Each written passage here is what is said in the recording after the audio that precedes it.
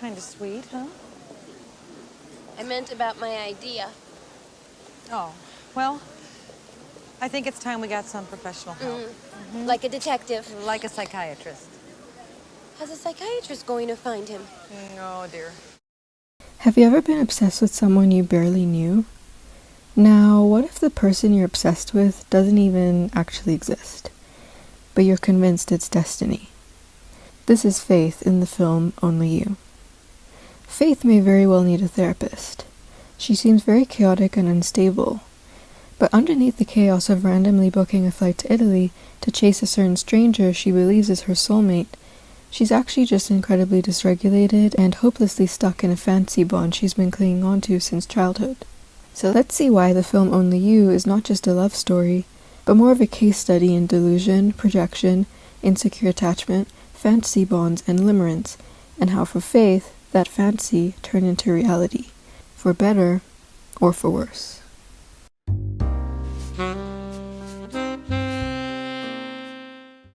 Faith is a hopeless romantic, a lover girl really.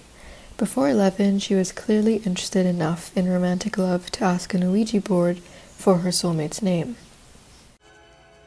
Grandma told me everyone has a soulmate. This way I'll know his name, the one I'm supposed to wait for, the one that'll wait for me. And from an early age, Faith has created a very intense mental image of an ideal partner, her soulmate. But this soulmate is not based on a real person or any real people, but a completely internal concept. This can be influenced by many things, such as media, stories, and cultural narratives that perpetuate the idea of the one. And as we see, her grandmother first told her about the concept of soulmates in the first place. But as in my own personal experience, this can also be due to unmet emotional and psychological needs. As a child, Faith deeply internalized the romantic ideal of the other half, and when she gets her soulmate's name, Damon Bradley, it only increases her intensity and fixation on romance, destiny, and the one, as she now has a name to go by and an end goal. And as she gets older, her fixation only grows, still present throughout her current relationship with her now fiancé, Dwayne. And she's even teaching her students this stuff. Right! So, Plato tells us we began as circles. And when we strived to be like the gods, we were punished by a thunderbolt that struck us and cut us right down dead center in half. And we scattered to the ends of the earth, searching and searching for our other half. Okay. Whatever that means. But the thing is, Damon Bradley is not a real person. Damon Bradley is not a crush or a person that she can even see with her real eyes, that she can yearn for from afar. Damon Bradley is an entity, her idealized fantasy projection of true romantic love and connection. Faith is using and has been using the psychological entity Damon Bradley to emotionally regulate and meet her unmet needs. She could have core unmet needs and desires such as for unconditional love, emotional connection and intimacy, and emotional safety that probably stem from her early life. But because these needs are not, cannot be, or have not been met in her real life, which is honestly really emotionally painful, to cope and regulate, she goes inwards and projects these needs and feelings onto her imagined soulmate, Damon Bradley. It's a coping mechanism for emotional loneliness, instability, or lack of emotional intimacy, especially in early life with caregivers, which is a result of an insecure attachment style. Like, if Faith had emotionally unavailable or unpredictable caregivers, where emotional connection was inconsistent, had to be earned, or was not even present at all, and if Faith felt unseen, misunderstood, and or overly responsible as a child, the imagined soulmate figure represents emotional safety and unconditional love, providing relief but also creating a fantasy bond, which is emotionally satisfying but not grounded in reality. So while all coping mechanisms in childhood derive from a need or strategy to survive, it can become very unhealthy the longer it persists, especially into adulthood, and can turn into obsession, distress, and a difficulty in meeting the core need and desire altogether. Even though Faith is now engaged, she's clearly not really satisfied in her relationship. Her and her fiancé don't really seem to have that connection that she's always longing for, especially in terms of physical intimacy and his consideration of her. Oh, I know you don't like that. I'm sorry. That's okay. Is it all off? Yeah, I got it. Great. I hate. It would mean a lot to her, It means a honey. lot to me too, Dwayne. It's our wedding. She's not a She's young already woman been anymore. married twice. Surely we can find it in our hearts to do this one little thing for her. Will you think about it, Dwayne, the okay? thing is, you just didn't ask Oh me. my God! Here comes your crazy Uncle Pat. He wants to take another picture. You've got to remember to ask Here, me next time. fix your hair. It's supposed to be like that. There. Now you're perfect.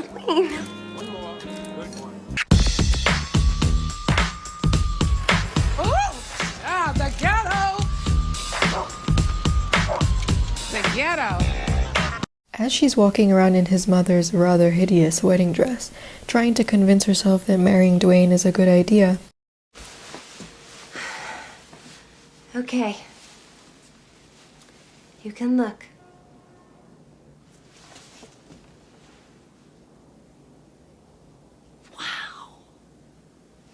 Faith, that's a dress. she picks up a phone call from none other than... Yeah, what? Hello? What? Okay? Hello? What's going on? Who is it? Hello there? Hello? Hello? Damon Bradley, Yeah, where are you? I'm at the airport. Why? Where are you going? I'm on my way to Venice. Why? And I'm actually crying because the second she gets this call, she's on the literal next flight to Italy. Like she was wasting no time. Faith is so laser focused on finding and meeting Damon Bradley that everything, literally everything, goes out the window. All thought, plans, and logic are gone with the wind. And this is due to the literal years of intense longing, fantasizing, and emotional and mental obsession that she's been doing. And now that she has an actual chance to meet and connect with this man, it's pretty much life and death for her.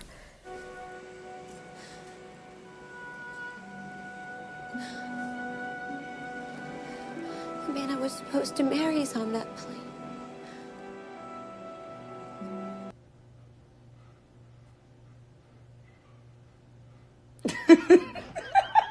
Her urgency also seems to be made worse by her engagement and her looming wedding. Literally 10 days too, feeling like she needs to connect with her soulmate before she's tied down forever. What is all this, Faith? What's going on? Wine, candles, what is it? He proposed. Oh, Faith, that's great. Did he get down on his knees? Well, no, he turned down his beeper. Oh, that's good. Well, he's a doctor. He's practical. He doesn't have to get down on his knees. Hey, did you guys set a date? No, I don't think we should rush into anything. Oh, let me see the ring. Where is it? Oh my gosh. You don't have it on? Ow, ow, ow, ow, ow, ow. I'm blind. Oh, my so goodness. Pretty. Where are my sunglasses? It's gorgeous. I hate you. I asked him to give me 24 hours to think about it. I'm never going to get divorced, so... This projection and obsession, though, is not really about the other. It's not about Damon Bradley. It's about the self, and it's about Faith, her needs, desires, and her insecurities. As I mentioned, Faith is using this hyper-idealized soulmate entity to regulate her emotions and core beliefs of being or feeling unworthy and undeserving of her needs being met. That probably stem from an insecure attachment style developed in childhood and or core negative beliefs about her self-worth. Like, if emotional connection and intimacy from caregivers was either not available at all or inconsistent, it can result in behaviors of obsession, longing, and chasing love, connection, and validation from others, all stemming from a core belief or beliefs that love needs to be earned and that she's not inherently worthy of it. I'm psychoanalyzing here, and this could be a whole deeper dive, but regardless of the causes, the ideal fantasy bond has become a way for Faith to regulate any painful emotions that she may feel with regards to herself and others. We see this as her moods are directly tied to her ability to find Damon Bradley, becoming dysregulated and incredibly distressed when she's unable to locate him. I'm sorry I'm so edgy. I'm afraid we're losing him.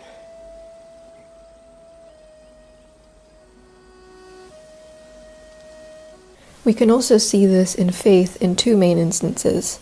The first being when she wants him to notice her. Okay. Okay.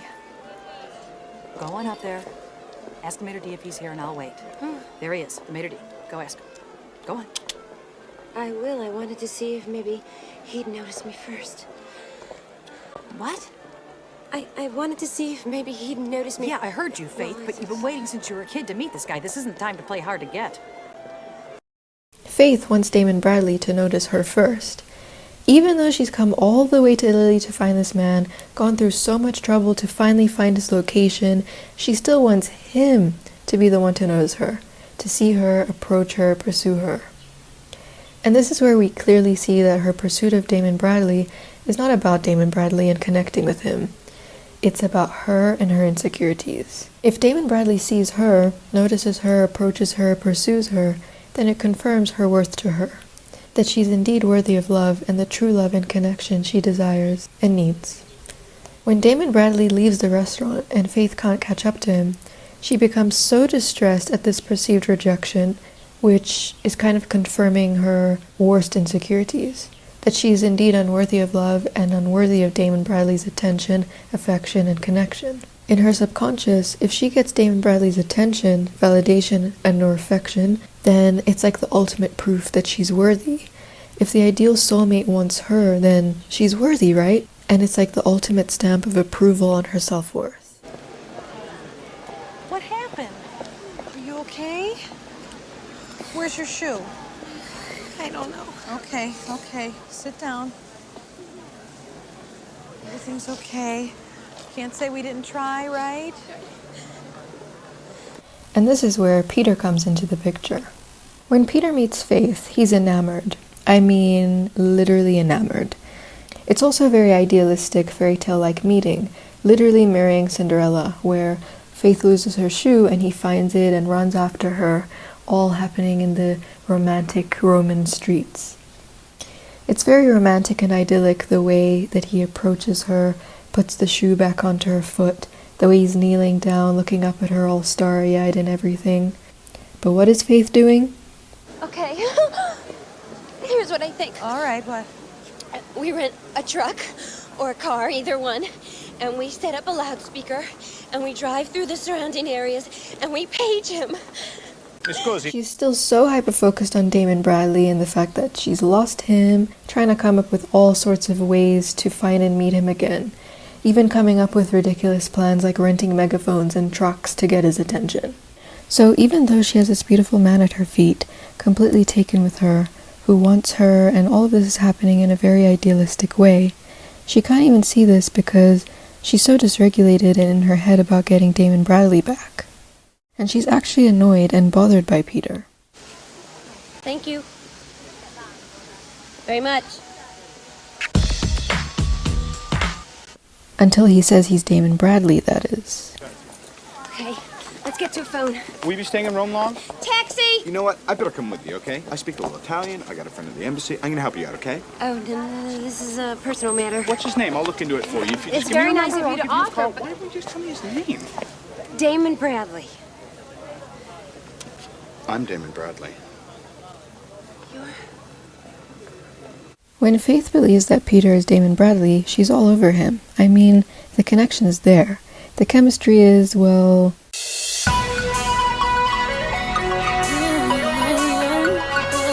also there. They have this beautiful date that I've just realized went on until the next morning, like it was a whole night long. But the second Peter confesses that he's not actually Damon Bradley, she physically throws that man across the room. And goodness, it was so dramatic. I have a confession to make, too. Yeah? Yeah. So you can tell me anything. Okay. Okay. It's just that... The thing is, I'm not exactly... I mean, only in the most literal sense. I'm not Damon Bradley. What? Yeah, my name's not Damon Bradley. I just told you it was Damon. What is it? It's Peter Wright. Oh! Obviously, you're very upset. That's natural. That's okay. I'm sorry. I'm sorry.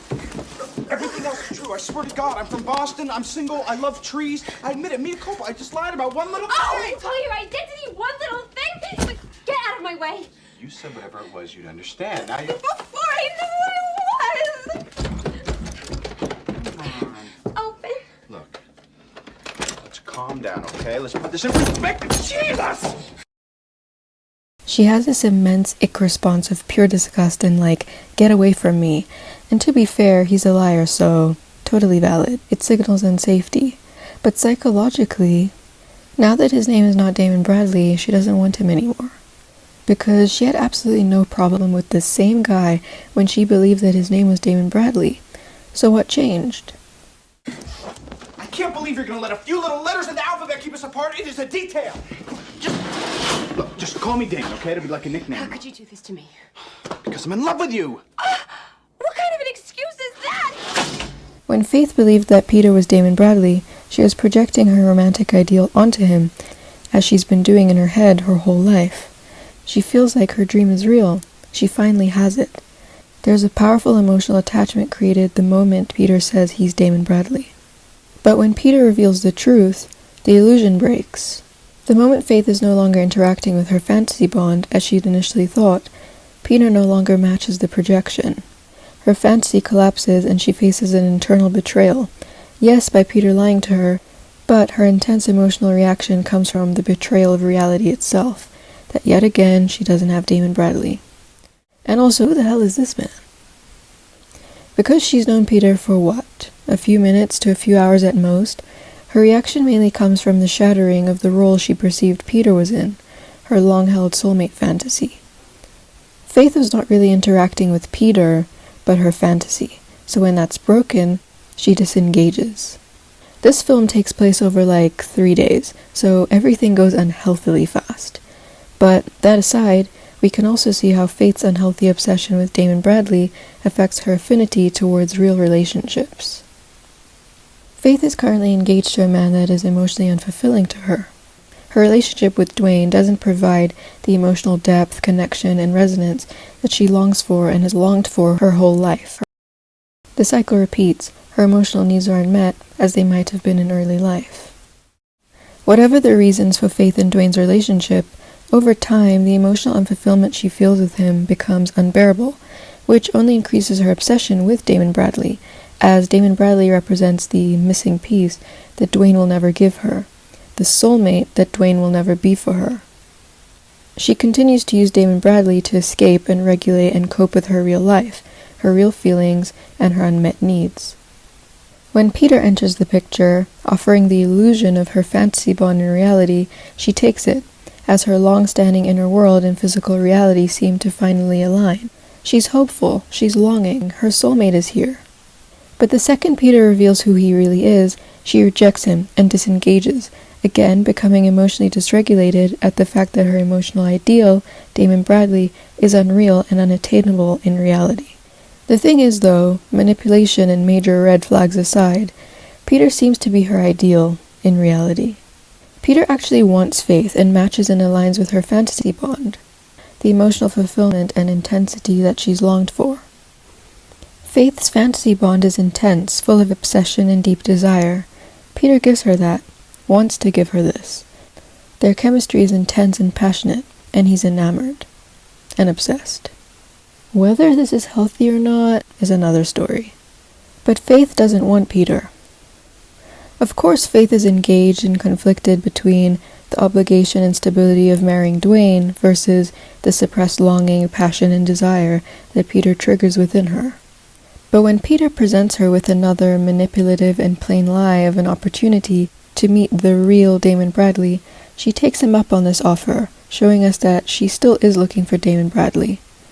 Her rejection of Peter is still not about her engagement to Dwayne, and throughout their time together, Faith continues to suppress her true feelings for Peter. She says she doesn't want him. She doesn't want Peter, because he's real. Peter is a real human being. Yes, he mirrors her fantasy ideal, but he's not just a fantasy projection. He's a real human with real human traits, flaws, imperfections, boundaries, or maybe not. And engaging with him comes with the realities of human connection, change, vulnerability, uncertainty, and the discomfort that comes with this. Just by existing, Peter will never ever live up to her fantasy bond with Damon Bradley, and no one ever will.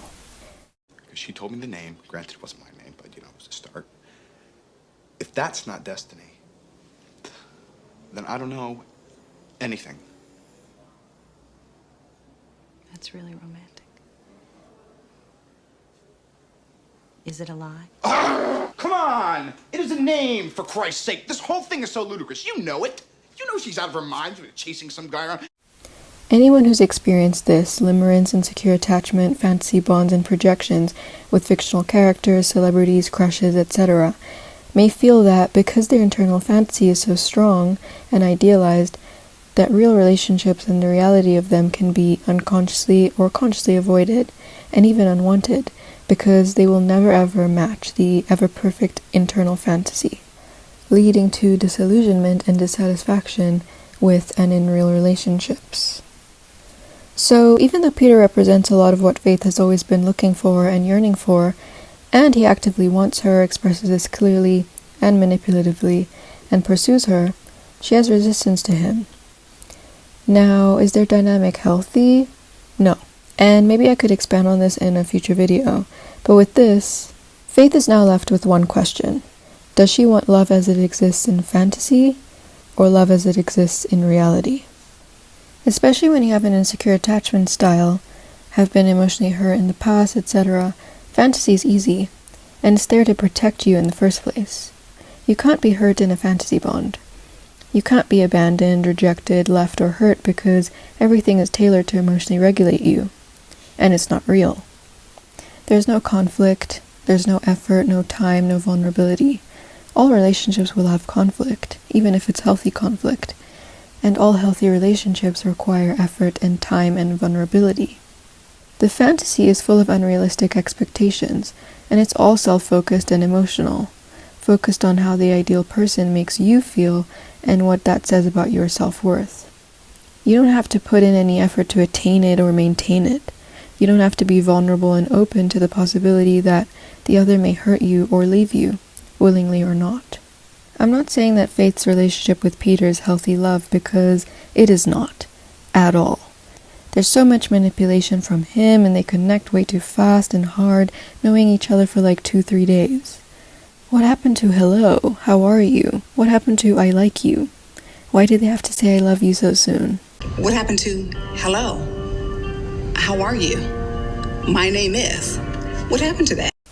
But what I am saying is that Peter is real, and Damon Bradley is not. Her fantasy bond with Damon Bradley is an escape, built on perfection and ideals, but real love and connection, like with Peter, is rooted in reality. And isn't that better? Real connection accepts that people are flawed, that relationships require effort and time, but you choose it anyway because it's real and true, and that's ultimately fulfilling. The fantasy bond, developed as a coping mechanism and an escape, and in adulthood is there to avoid emotional discomfort and the feeling required for emotional growth and maturity. With Faith, it's the discomfort of vulnerability, the discomfort of ending her relationship with Dwayne, and the discomfort of accepting her true feelings, needs, and desires due to her core beliefs. So, after the whole drama... Faith, I can explain! Right. Oh, dear. Oh, my. Faith, I was afraid of losing you! Careful, let's go.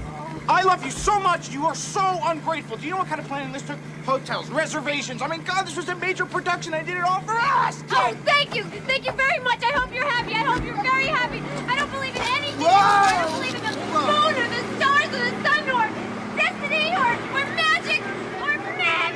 Why won't you just accept the fact that I'll do anything to keep us together? You can shut yourself. You're gonna miss me when I'm gone. You're nuts about me. We're made for each other.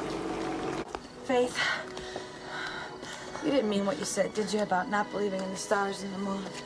You? I can't. I can't now. I'm sorry for dragging you here. No. Don't say you're sorry. Because this has been the best weekend of my entire life. Faith decides to call off her wedding to Dwayne and meets the real Damon Bradley at the airport on her flight home. Damon? Yes? Hi, Damon. Hi. Hi. I'm Peter. This is Faith. Hi. We're a little bit strange. She's been looking for you her whole life, basically. As a matter of fact, can I say it? She thinks that she wants to marry you. Yeah. Are you married? No. Oh, good. Okay. You have a good job? Of course. Now, who are you? I'm sorry, Peter, Faith. We're just friends. It's okay. He's available. This is good. See, she thinks that you two are meant to be. Oh, really? Yeah. The only problem is, I guess, me, because I'm in love with her. I love her more than she'll ever know. But you're a lucky, lucky man. You got the right name.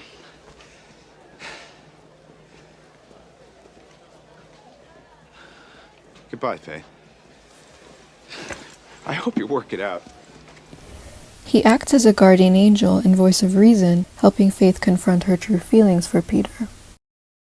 He loves me. Well, I can see that. I guess the question is, do you love him? What? I said the question is, do you love him? What? Do you love him? I do. Damon. I do. Damon. In the end, Faith ended her engagement to Dwayne as she realized he was not the true love and soulmate she was looking for. And if she hadn't met Damon Bradley at the airport, would she have still been looking for him, regulating through fantasy? Faith's encounter with the real Damon Bradley allowed her to see this clearly. What she thought she wanted and needed versus what she maybe actually needed and had already found with Peter. Faith's choice to choose Peter, to choose reality, shows her emotional growth as she allowed herself to experience the passion and romance and true love she'd always desired, no longer just in fantasy, but in reality. And whether this continued on with Peter or with someone else, I hope that Faith continued to choose reality over fantasy and found her destiny.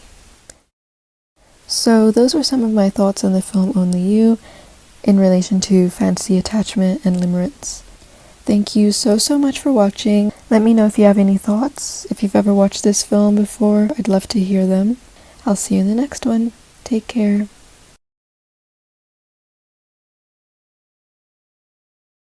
Something so familiar.